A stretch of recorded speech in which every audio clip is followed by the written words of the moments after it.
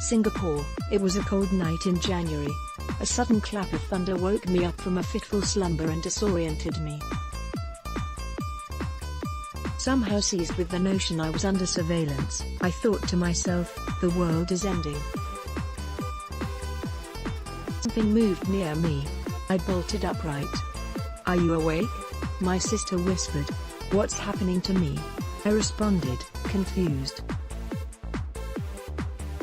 She crept up to my bed and put her arms around me. I hugged her close. I was diagnosed with a brief psychotic disorder when I was 25. A few episodes later, doctors revised their diagnosis to schizophrenia, a form of psychosis where an individual's thoughts and perceptions become increasingly detached from reality. Often misconceived as a person having a split personality, schizophrenia manifests itself in a variety of symptoms including visual and hearing hallucinations, delusions, distorted thinking and difficulties in communication. These are signs I can attest to. When the illness hits, it is a struggle to hold on to my thoughts and put them together in a coherent manner. At the height of my last psychotic experience in December 2017, I was convinced that I was a test subject forced to participate in a scientific experiment.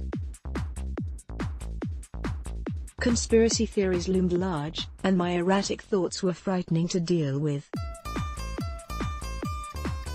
Yet, the symptoms subsided in a week and I went back to work in February after an extended break. A woman bows her head in pain. File photo.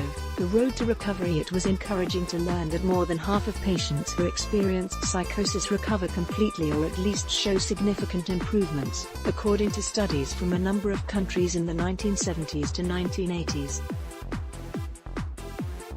Many healthcare professionals are seized with clinical recovery, a remission from or reduction in symptoms, and restoration of functions in a patient with the disease. To doctors, schizophrenia is a medical illness, a result of changes in the prefrontal cortex, an area of the brain that controls language, abstract thinking and appropriate social behavior, as a result of stress and other triggers.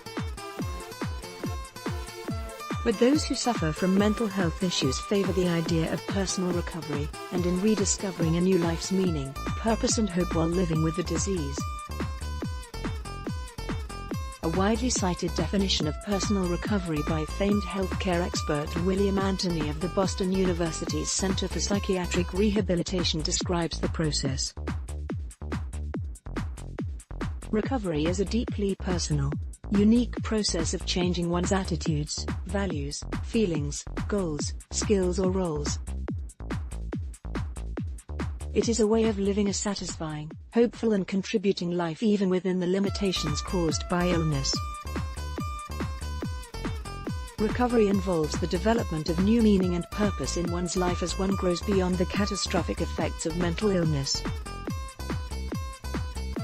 Medical treatment and psychiatric forms of therapy, including widely used cognitive behavioral therapy, may help to reduce symptoms, but those who suffer from it value the journey of recovery, including finding a purpose and their place in the community.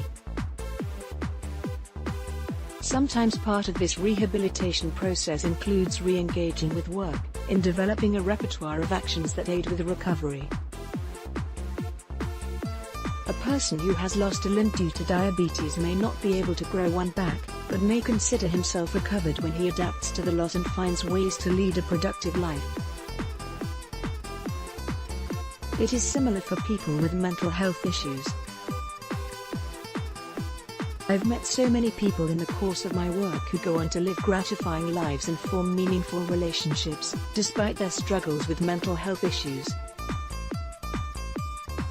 Speaking at a mental health conference in Chicago, Michael Phelps talked openly about his long battle with crippling depression and is encouraging others to get help like he did. Photo, AFP/Jeff Shear. What does recovery mean to me?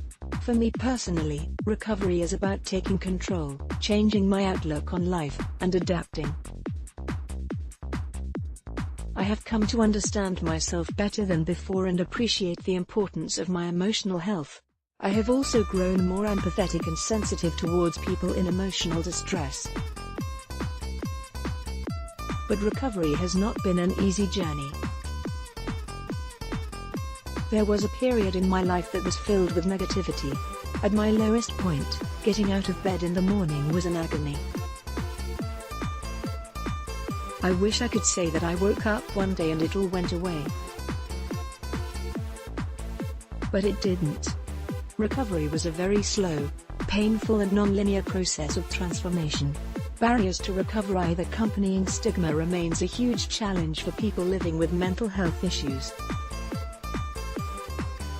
A person struggling with, say, depression is more likely to be told to get a grip than to be met with empathy and concern. People are also more familiar with dealing with anxiety or depression than psychosis.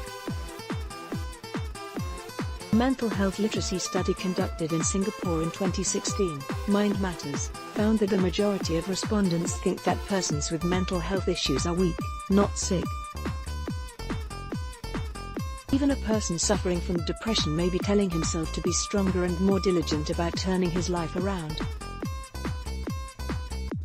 Stigma prevents people from seeking the help or taking the rest they need.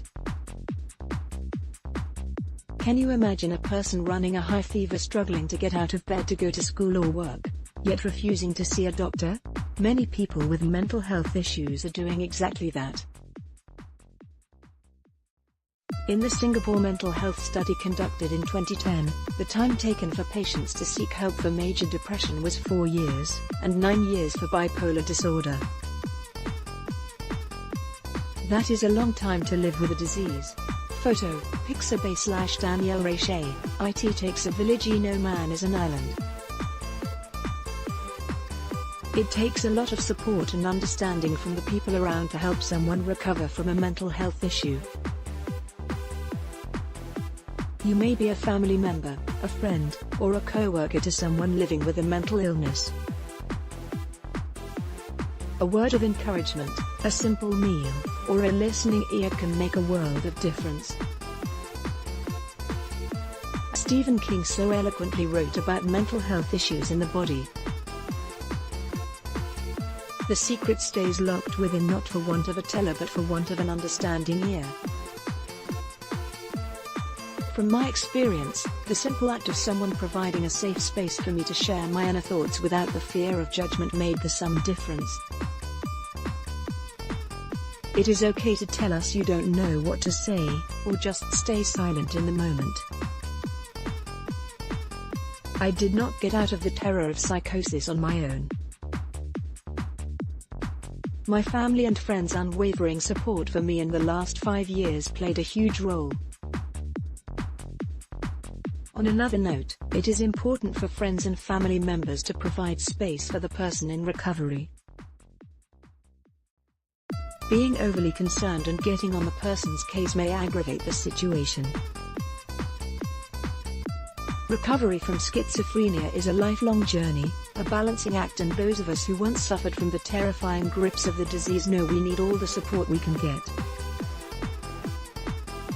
Li Ying is a certified peer support specialist at the Institute of Mental Health.